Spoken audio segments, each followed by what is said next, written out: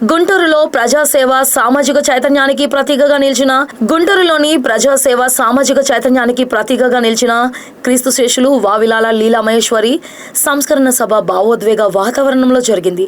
మాజీ మంత్రి అంబటి రాంబాబు సహా పలువురు ప్రముఖులు పాల్గొని వావిలాల గోపాలకృష్ణయ్య ఆశయాలను కొనసాగించిన లీలా మహేశ్వరి సేవలను స్మరించుకున్నారు. సమాజ శ్రేయస్సు కోసం ఆమె చేసిన కృషి భావితరాలకు స్ఫూర్తిదాయకమని కొనియాడుతూ వావిలాల సంస్థకు పునర్జీవనం కల్పించాలని నాయకులు పిలుపునిచ్చారు.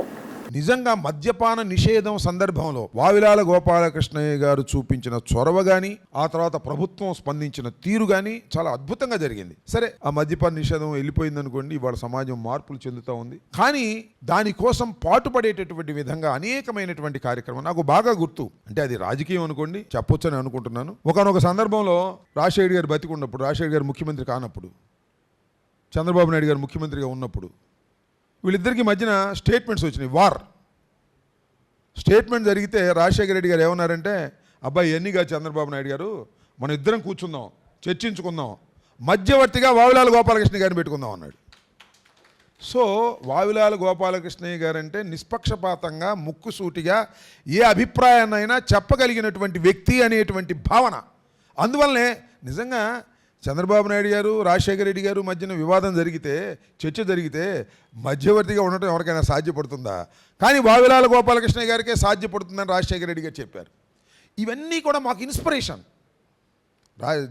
మన విజయభాస్కర్ రెడ్డి గారు గేటు దాకా వచ్చి తీసుకువెళ్ళటం ఏంటి? రాజశేఖర రెడ్డి గారు వివాదాల్లో వావిలాల గోపాలకృష్ణయ్య గారిని మనం మధ్యవర్తిగా పెద్దగా పెట్టుకుందాం అంటే ఎంత గౌరవం, పార్టీలకు అతీతంగా చాలా గౌరవం జరిగినటువంటి అంశం. నేను సత్తెనపల్లిలో పోటీ చేసిన తర్వాత మరింతగా వారి గురించి తెలుసుకునేటటువంటి అవకాశం కలిగింది. నేను చెప్పా, సత్తెనపల్లి అంటే వావిలాల గారు గుర్తొస్తారు, రాష్ట్రం అంటే వావిలాల గారు గుర్తొస్తారని ప్రతిసారి వావిలాల గారి గురించి కాస్త మనకి ఎంతవరకు తోస్తే, ఎంతవరకు సాధ్యపడితే అంతవరకు చేస్తూ వచ్చాం.